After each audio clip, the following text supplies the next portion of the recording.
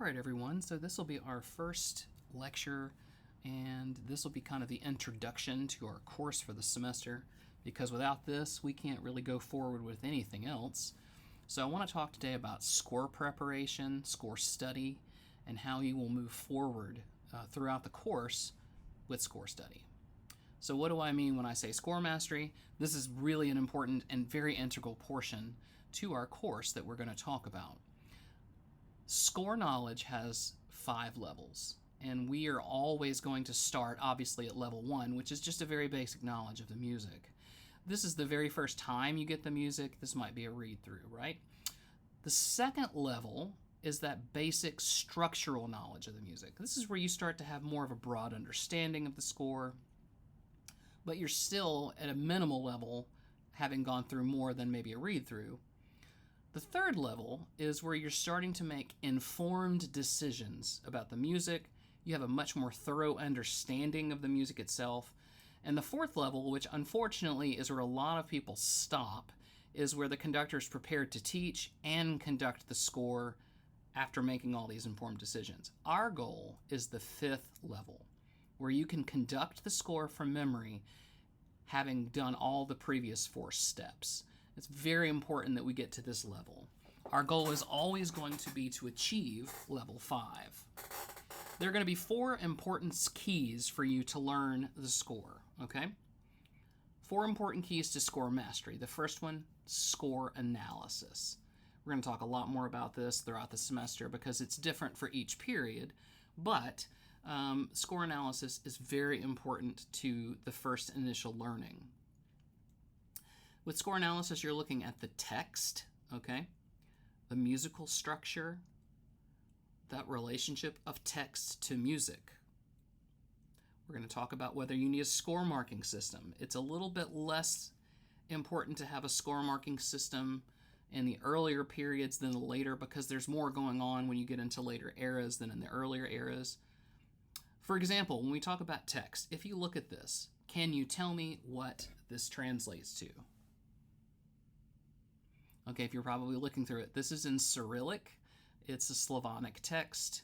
And obviously you would need to translate this. And that's why text is something that you start with. And you must have literal translations. Word for word translations must be for every piece done. Even if you're using English, it's important to understand the context of what you're singing. Find the literary source. So we don't know necessarily where everything comes from, but in a lot of cases, especially in choral music, we're dealing with, especially if you're dealing with sacred texts, it's very important to know where they are. But even in dealing with texts that might come from, for example, if you're in the Renaissance, if it's a madrigal text, or if it's chanson from France, if you're in the modern era where the poetry is coming from. So, you know, the idea of finding that source material gives you some context for that. You're looking for any usage of symbolism or allegory by the composer and or the writer of the text or the poet. Again, the literary source and the significance of the text comes back, and it's very important in your performance aspects of this. Looking for poetic structure. A lot of times really good composers will utilize this poetic structure of the text in the way they set the text. And then arsis and thesis, and we will talk a lot more about this throughout the semester. You may or may not be familiar with the term arsis and thesis. This is the idea of a plus and a minus system. Arsis is something that is a lead. A thesis is a main idea. So arsis leads to thesis. For example, most of the time when you're using any type of anacrusis or pickup, you're going to be using an arsis. Da, D, that is an arsis, and the thesis is that downbeat. And you're wanting to find in the text where the thesis is and the arsis. Now let's talk a little bit about how translations and symbolism work in the text. So we're going to use, for example, the selection by Claude Debussy from the Trois Chansons, Dieu qui l'a fait bon regarder. Now, if you know the piece, it's a beautiful choral selection, obviously written in French, but learning about the symbolism of the text. Okay, a lot of people think of Debussy when they think of this text, but understanding that the text was written about almost 500 years before Debussy is very important. And it's also kind of interesting when you learn why this was written. For example, the text from the Duke of Orleans, he was a prisoner and he lived in England for nearly 25 years before he was returned home. The idea here is not about so much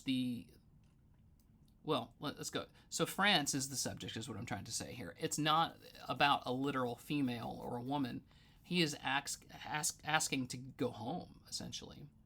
He wrote this text while originally looking across from his imprisonment, the English Channel. He was later moved to the Tower of London and then moved all around the country throughout. But it's important contextually to understand what a person looking across to their homeland and missing that is. That gives a whole new context to your choir, to your students, and it's important to understand that symbolism.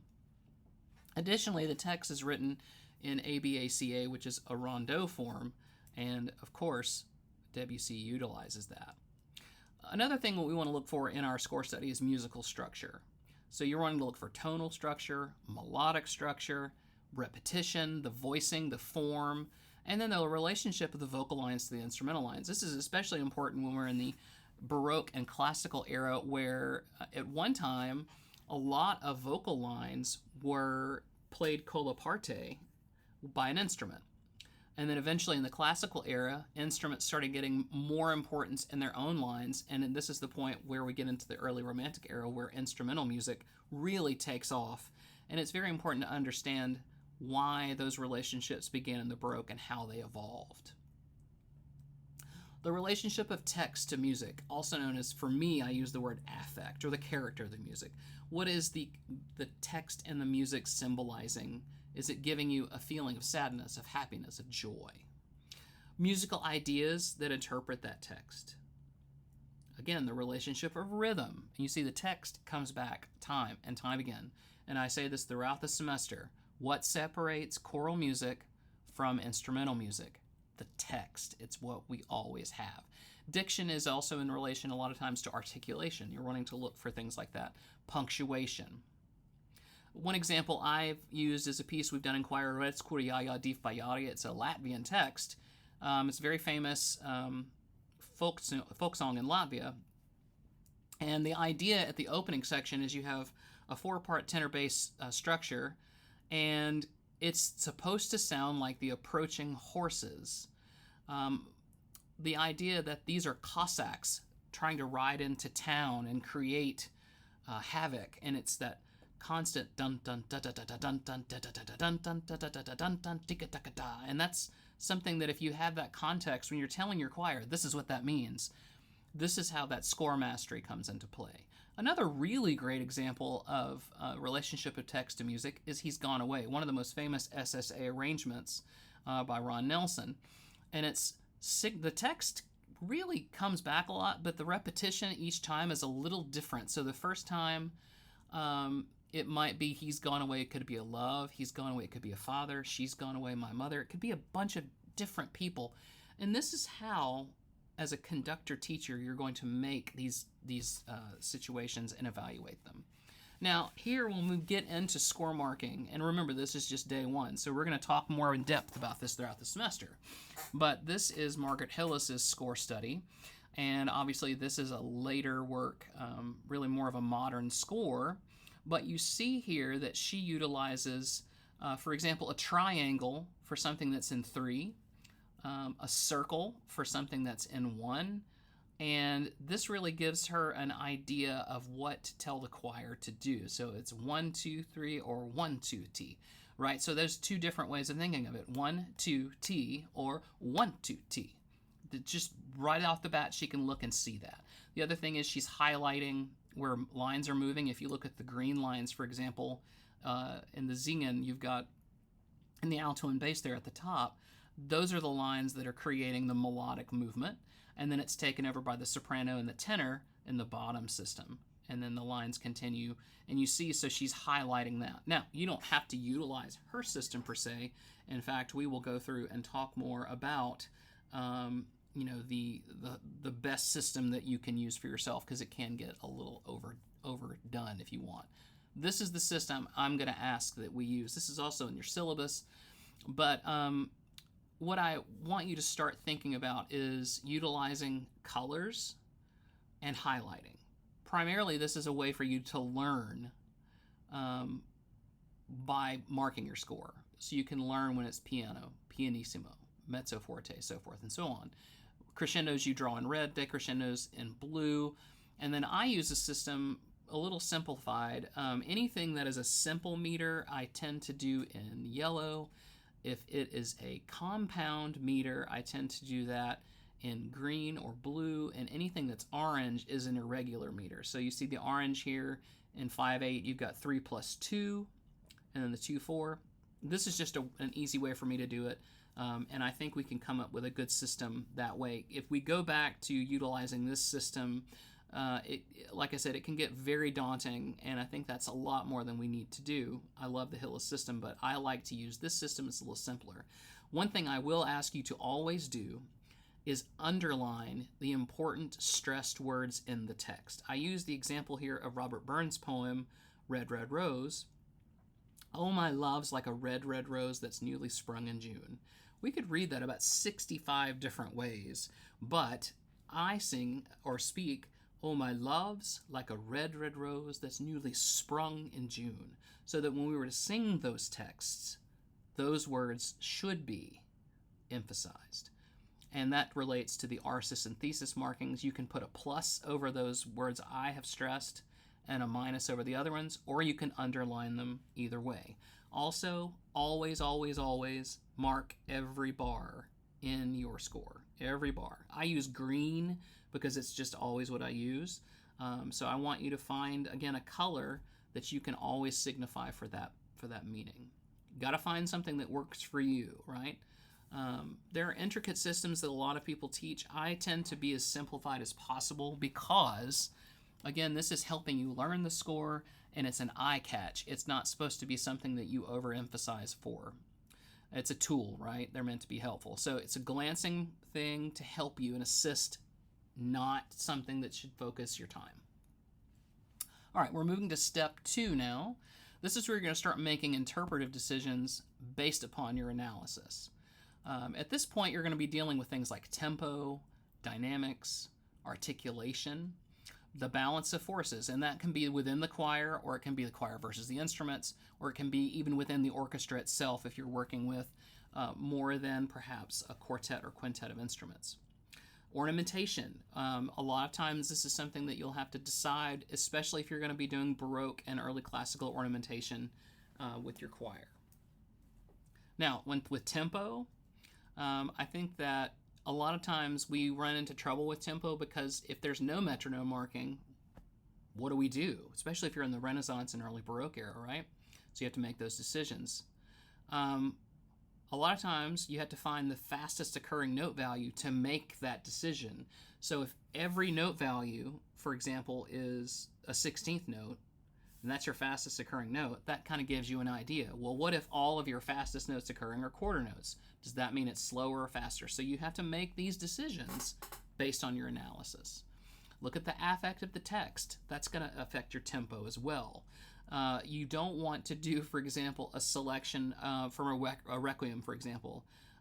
If it's a lacrimosa text, you would not likely want to do that upbeat. However, it's Dies Irae, a day of wrath, you might want to do that one faster. So these are just some ideas about how these things affect you. Make decisions based on the music, all right? Not the ability of your choir, and certainly not the ability of instrumentalists. All decisions on tempo must be made based on the music, all right? So don't be afraid of slow tempos either. I know sometimes when I'm looking at a score, there's something that I saw one recently that said quarter note equaled 42, which sounds terrifying, but it is possible to do. Obviously, we know dynamics at this point in your degree, so that shouldn't be an issue, but they're not always indicated in earlier scores, especially in the Renaissance, all right? So you have to let music, text, forces, so forth, dictate that. If you're dealing with, in a Renaissance selection, a choir that's 8 voices and only 2 voices are in, it's likely that the composer's looking for a softer sound. If all 8 voices are in, obviously it's going to be louder. So you make decisions a lot of times based on those ideas. In the Baroque era, and for now, we're just going to use these terms quickly, Ripiano and Favoriti. These are really more terms that will come about when we're talking about late Renaissance, early Baroque. But this is the idea of soloists versus group. You just want to make those decisions. The dynamics can also come into play with that. Capella and soli is another German term for the same thing. With interpretive decisions, you're going to be talking about articulation, your balance of forces, your ornamentation. But all of that aside, those are decisions you're making at that second level. Now, when you get to the third level of score mastery, you're going to be talking about historical context, okay? The function of the music. What or where was this in the composer's list of works? Was this early? Was it late? What was it for? Performance practices of that period are also very important. So you're having to learn, you see, for each piece, you're learning quite a lot in this process. The languages, I already showed you that example of the Slavonic text, but there's a great deal more than just that. You might be running into medieval French, for example, or maybe Austro-Germanic Latin, things like that that are very important to know. Additions, are they good additions or bad additions, right? So you're wanting to find that out. I will tell you, anything that's free is not always necessarily the best addition, so you want to be careful of that. The functions of the music really can be a myriad of things. For example, the Sicut Cervus that most people know, in addition to its Secunda Pars Sitivit Anima Mea by Palestrina, it's written probably near the end of his life, has 2 parts. Obviously, you know, the composer is Palestrina. What was its purpose? Well, it was liturgical. It was meant to be done in a mass setting. The text should not have been split up into 2 parts, so a lot of people that do Sicut Cervus and stop don't understand that contextually it's supposed to be paired with the CTV. A lot of people don't, but it is supposed to be paired that way. Another example is O Schöne Nacht by Brahms. You know, originally it was written for soloists, not a choir, right? And the text was also very interestingly borrowed from his friend Heinrich von Herzogenberg. And we're going to talk about this when we get to the Romantic era. But this piece borrowed almost all the opening material from another composer and then reset it. All that to say, though, it was written for soloists. So it's very interesting that it's done now by choir. Does it really work with SATB forces? Obviously, very popular, so it does. But should we worry about the context of it being only meant to be with soloists? For performance practice, there's a myriad of questions that we're going to have to answer throughout this class. But one, do you do it with instruments or a cappella or unaccompanied? What is the voicing? Does the tempo affect things from that performance era? What are the dynamics from that performance era? Also text, you see the text keeps coming back, right? A lot of languages have evolved, so if you're dealing with French, for example, and it's from the 15th or 16th centuries, it's going to be different than modern French. Do you want to try and do that? For example, there's a really beautiful piece that I have done an edition of, Regret sans fin by Josquin de Pré. That is Middle French, and it has words and pronunciations that are different from modern day. There are extinct words, words that no longer are used or have evolved into new words. There's a great book, which you're going to talk about in a second, which talks about singing early music by Timothy McGee. This is it. And when you get into this book, he not only talks about, through IPA, the use of early languages, and also by early, we're talking Middle Ages and early Renaissance, but he also has a CD that you can download, I think now as well, that he pronounces these words for you so you can get an idea of what they sounded like. So it's really helpful when you're dealing with performance practice to find a book like this to do that. Now, editions, they run the gamut. So they're not all good, especially if they're free. If they use things like Common Time or 4/4, that tends to be not the best edition. If they use really bad phonetics, for example, you see here saw, li, te, and crease, te, That is a bad addition, and you don't want to do that, right? Don't trust something just because it's sold by a large company like J.W. Pepper. Now, we've gotten through the first three. The last thing is the communication of the score through your gesture, right? This is going to come back to posture, right hand, left hand, facial expressions, vocal modeling in the rehearsal. By the way, this is something I'm very passionate about you learning. Your left hand is going to be your expressive hand. Your right hand will be your temporal hand, as in what it's using the time and utilizing time.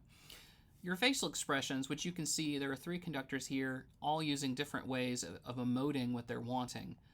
I am a fan of that. Some people are not. I think it's wonderful to emote. I don't think you should mouth the words, per se, but definitely show the music through your face. Vocal modeling, however, is incredibly important, especially before you're in the conducting phase.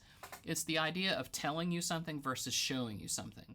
Right now, I'm showing you this PowerPoint while talking to you in hopes that it's helpful for you to see and hear, because being able to see something is a little easier, I think, than just talking.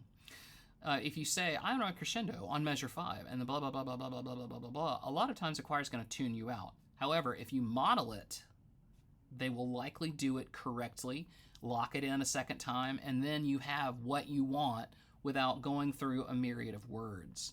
Modeling saves time, and it really saves frustration down the road. And if you don't get what you want, model it again. But they don't know what you want. You have to show them, okay? As we come in here to the final portion, I want you to think about this. Our choirs sing from memory. You must conduct from memory. Be able to sell to them the idea that memory is important. We're emoting and giving our audience and ourselves an artistic product. And that fifth stage of memorizing the score is very important. Make time for score study. You don't have to spend an hour, 30 minutes a day. Spend 10 minutes. Just look through a couple of places. And over time, you will learn the score better this way. But you have to make time for it. It's very, very important. Learn everything that you can throughout this course about the text, the composers, the poets, the music. You're going to enjoy the music more the more you know about it, right? And as we come here at the end, if you have questions, I want you to put them in our chat that we have, and we can talk more about this as class really starts to get going here. But I want you to think about two things as we go forward. One, in order for you to conduct a piece, you must have gotten at least to stage 3 in the process, okay? So you cannot start until you get to that stage. And the other thing is, you will be asked questions anytime we are studying a piece. I'm going